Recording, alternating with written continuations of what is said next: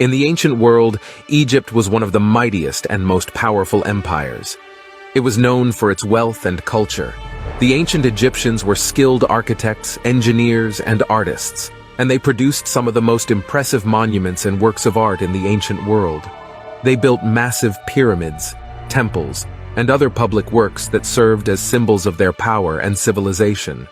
Ancient Egyptians had developed a sophisticated culture and economy based largely on the fertile Nile River valley that flowed through the heart of the country. The Egyptians were skilled at managing the river's annual floods and using irrigation systems to distribute water to their fields.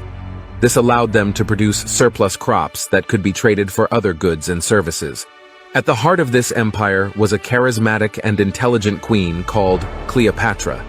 She came to the throne at the age of 18 after the death of her father Ptolemy XII in 51 BC. She was known for her patronage of the arts, and her court was home to many of the most renowned artists, writers, and scholars of the time. Cleopatra herself was a scholar and poet, and she was fluent in multiple languages, including Greek, Egyptian, and Latin. She was to rule Egypt jointly as co-regent with her 10-year-old younger brother, Ptolemy XIII, who was also her husband, something very common in Egyptian culture. However, their relationship was fraught with tension and conflict from the very beginning. Her brother's advisors, who were mostly eunuchs, held a significant amount of power and often manipulated the boy emperor against his sister. They saw Cleopatra as a threat to their authority and began plotting against her almost immediately. However, Cleopatra was a dominant figure and desired to rule with an iron fist. Perhaps it was her own ambitions, or just the fact that her brother was too young to rule. She tried to play a major role in ruling the country. This made her clash with the nobles who constantly nagged the boy pharaoh against Cleopatra. She realized the tense situation and understood that the joint rule could not last long. It was either going to be her or her brother. In an attempt to consolidate her power, Cleopatra began to take steps to sideline her brother. She had the support of the Egyptian people, who saw her as a capable leader and were growing increasingly disenchanted with Ptolemy's advisors. However, the support of common folk meant nothing, because ultimately the influential nobles and politicians had more power.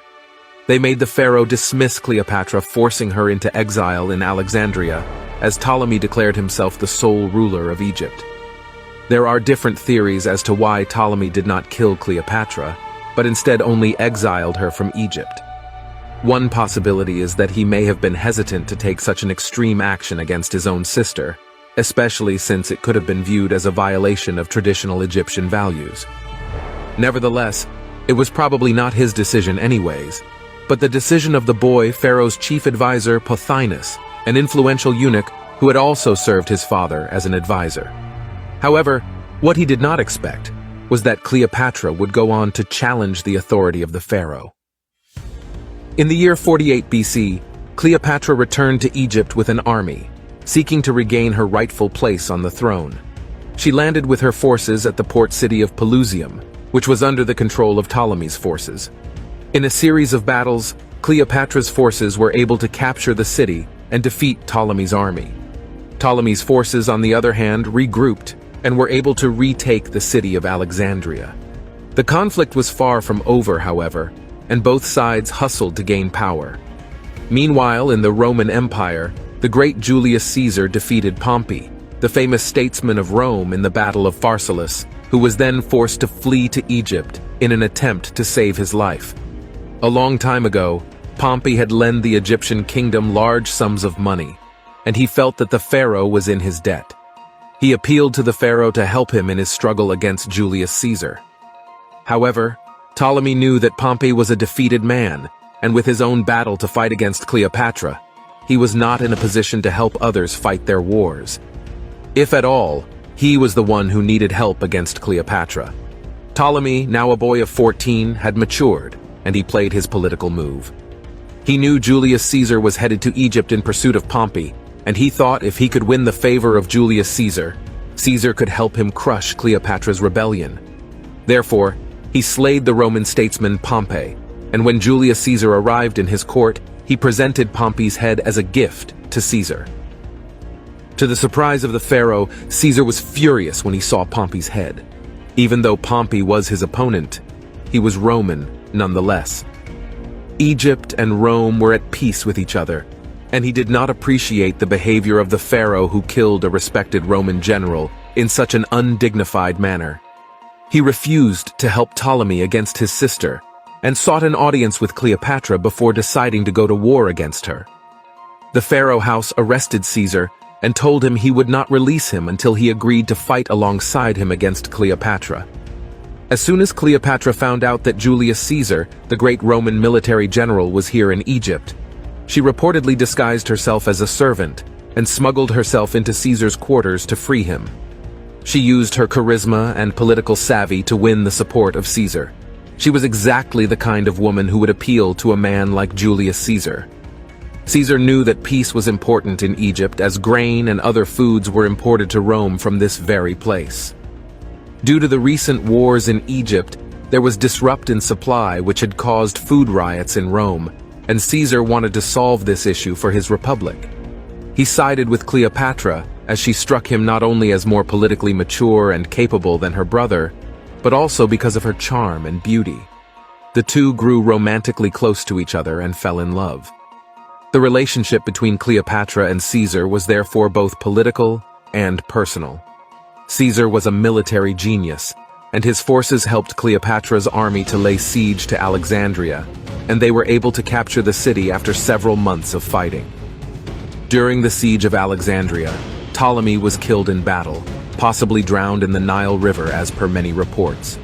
Cleopatra assumed full control of Egypt, and Caesar went back to Rome to address the food riots that had caused massive uprising in the city. His trusted general Mark Antony had failed to solve the problem. Caesar asserted full control, announcing himself as a dictator until there was stability in Rome. He was able to solve the issue of food shortage swiftly since there was peace in Egypt now, and grain could be imported easily without any hindrance. Although Caesar had solved the issue, but his temporary position as dictator approved by the Senate was becoming increasingly permanent, and he continued to hold the office even after the crisis had passed. This and his relationship with the foreign Egyptian queen Cleopatra did not sit well with powerful senators in the Roman Republic. Many senators were worried that Caesar was becoming too powerful and would eventually turn Rome into a monarchy or dictatorship. They were also concerned about the way Caesar was using his power to undermine the traditional authority and privileges of the Senate and other political institutions. Therefore, Julius Caesar was assassinated by a group of senators on March 15, 44th BC. News reached Cleopatra, and she was devastated both for her personal and political loss. Cleopatra was determined to ally herself with Rome again because she understood that Rome was a dominant power in the Mediterranean world at that time, and that an alliance with Rome would be crucial for the security and prosperity of Egypt. She feared Roman invasion in her own country, and her relationship with Caesar had guaranteed that would not happen. With Caesar now gone, she turned to other means. She aligned herself with Mark Antony, one of Caesar's closest allies and general, to secure her own throne and protect Egypt from Roman interference. In 41 BC, Mark traveled to Egypt to meet with her and negotiate an alliance.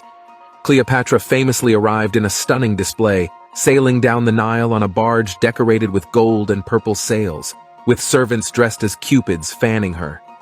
Antony was smitten, and the two began a passionate love affair that would last for the rest of their lives. Cleopatra used her influence over Antony to further her political goals. Together, they formed an alliance against Octavian, who was none other than Caesar's own adopted son.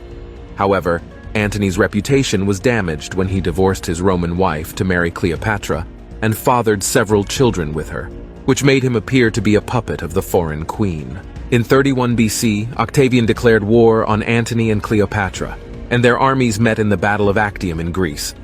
Cleopatra was a skilled politician and strategist, but she had little military experience.